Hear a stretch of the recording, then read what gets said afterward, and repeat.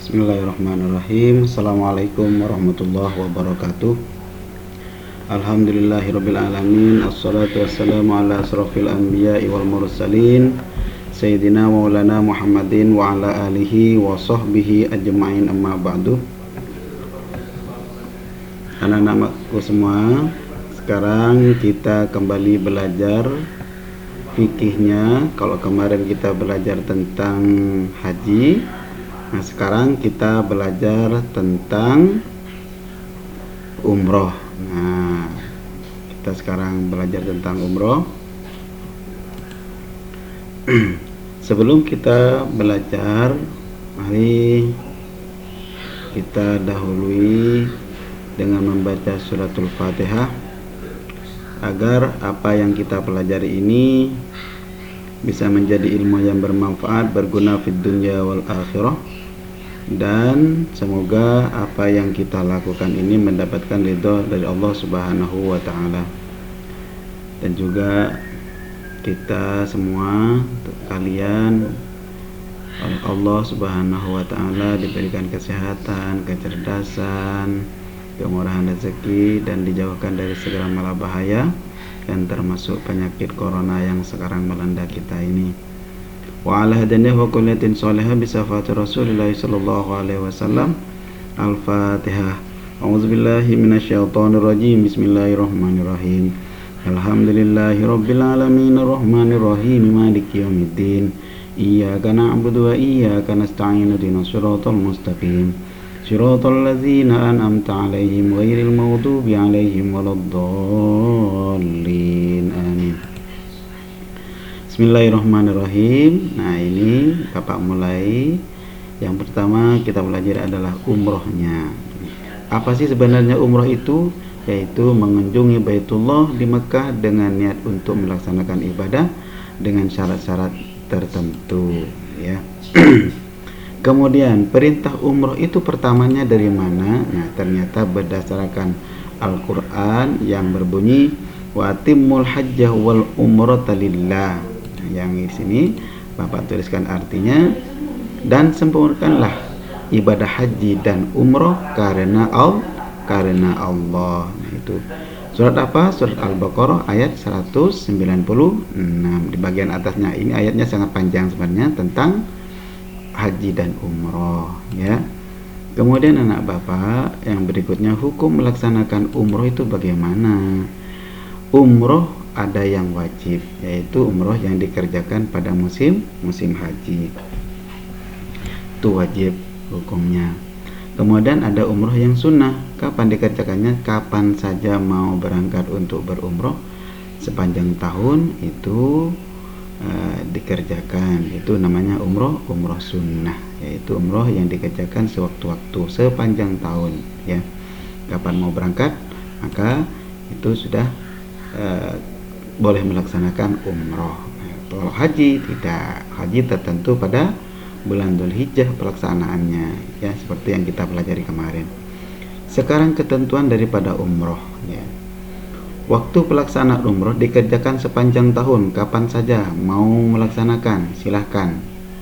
Nah, itu kan lamanya kan sebentar aja kalau umroh itu, yang penting selesai dari rukunnya umroh selesai, nah, gitu ya. Nah, kalau haji masih ada tambahan-tambahannya.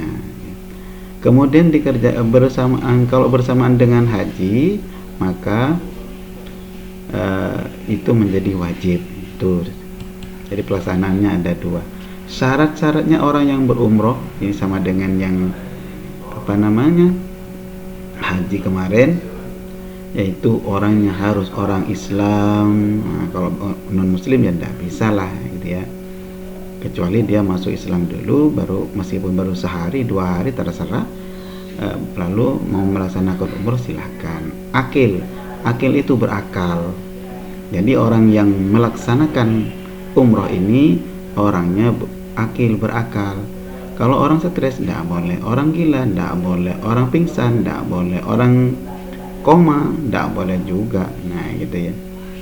Kemudian juga baligh itu bagaimana? Sudah baligh, yakni kalau perempuan sudah haid, kalau laki-laki sudah ihtilam, itu bermimpi yang seperti sudah kita pelajari di semester pertama. Balik itu bagaimana, tanda-tanda balik bagaimana, ya sudah nak ya. Tuh. Kemudian orangnya merdeka, bukan seorang budak. Itu kalau yang menjadi peserta umroh ya. Kalau umrohnya orang budak bagaimana? Sah juga, tetapi persyarat yang disyaratkan adalah merdeka orangnya. Tuh, budak sudah di zaman Rasulullah, kalaupun sekarang ada itu sangat sedikit. Kemudian mampu, istita'ah. Kalau di situ bahasa Arabnya di buku kalian, silahkan kalian buka sendiri bukunya yang halaman kalau babnya bab 3 halaman 94. Nah, 94 sampai 94, 5, 6, 96. Itu ya. Itu mampu. Mampu perjalanannya, mampu segalanya, orangnya sehat. Nah, gitu.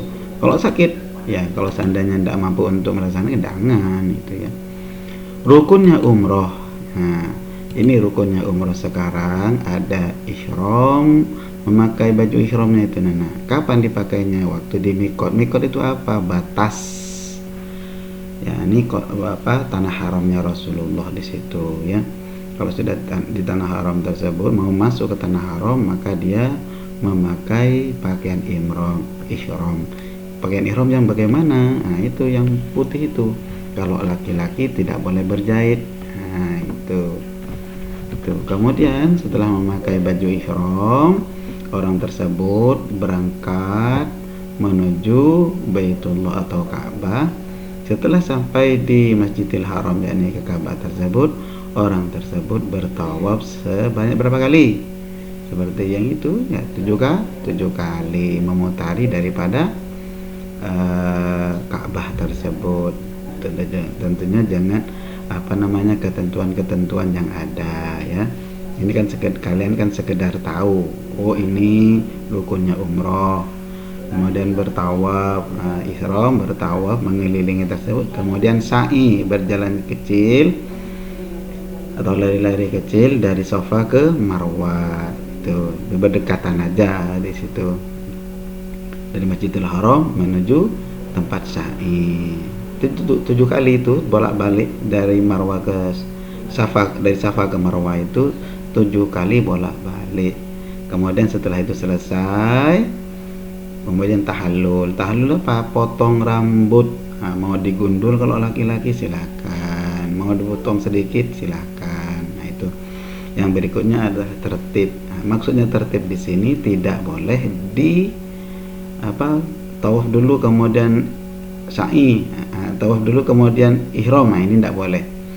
Tahallul dulu, potong rambut dulu, setelah itu sa'i. Tidak boleh, harus diurut dari ihram, tawaf, kemudian sa'i dan tahallul. Itu namanya tertib. Kemudian wajibnya haji sekarang. Nah, ini kewajiban dari orang yang umroh. Nah, kewajiban daripada umroh yaitu memulai niat dari mikot, dari perbatasan tadi. Biasanya ada salah satu masjid yang paling dekat itu, kalau memulai mikot insyaallah itu di Tan'im.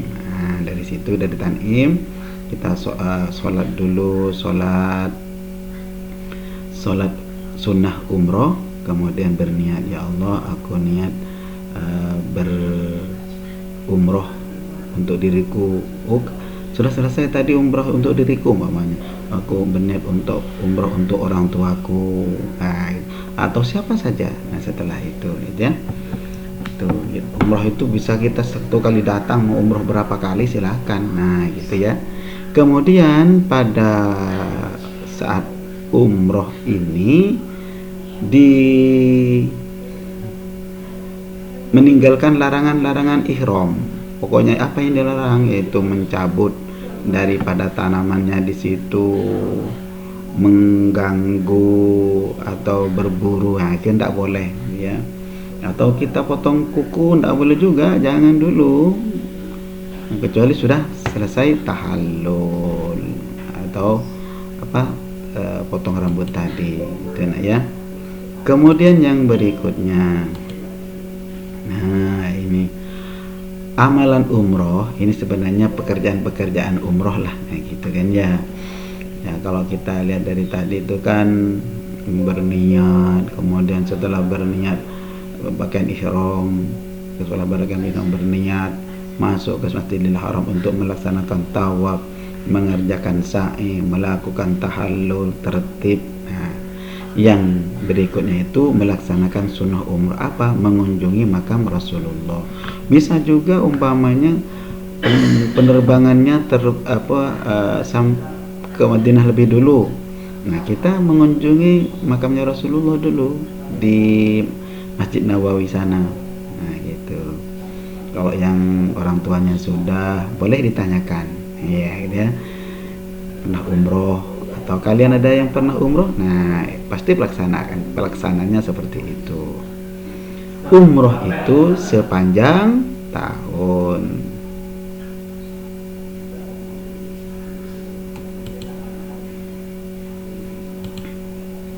Nah, ini perbedaannya.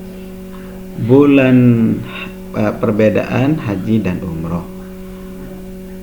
Kalau haji dilaksanakannya itu hanya pada bulan Dzulhijjah. Berangkat orang dari sini sudah mulai bulan Syawal biasanya itu, nah ya. Bulan Syawal sambil menunggu, nah itu bulan Syawal, bulan Dzulhijjah. Nah, bulan itu kalau haji lah ya, kalau haji ya, itu pusatnya. Wukuf di Padang Arafah tanggal berapa, tanggal 9-nya, tahallul pertama, tahallul kedua. Nah itu. Ini ada yang salah tulis, nah ya. Ini sebenarnya tidak ada wukufnya, Bapak keliru di sini, nah ya. Umroh sepanjang tahun tidak ada wukuf, bukan tawaf, ini keliru Bapak ya. Tidak ada wukufnya, yaitu tidak ada lempar jumrohnya juga. Nah itu. Kemudian tahallul hanya sekali, selesai sa'i langsung sudah bertahallul. Nah gitu, nah ya. Ini ada yang kesalahan tadi, ini makanya bergoyang-goyang ya. Ini yang Bapak sampaikan kepada kalian, semoga menjadi ilmu yang bermanfaat. Nanti akan ada soal dari Bapak dari materi ini ya. Oke, demikian dari Bapak minta maaf yang sebesar-besarnya, kurang boleh minta maaf. Wallahu muwaffiq ila aqwamit thoriq. Wassalamualaikum warahmatullahi wabarakatuh.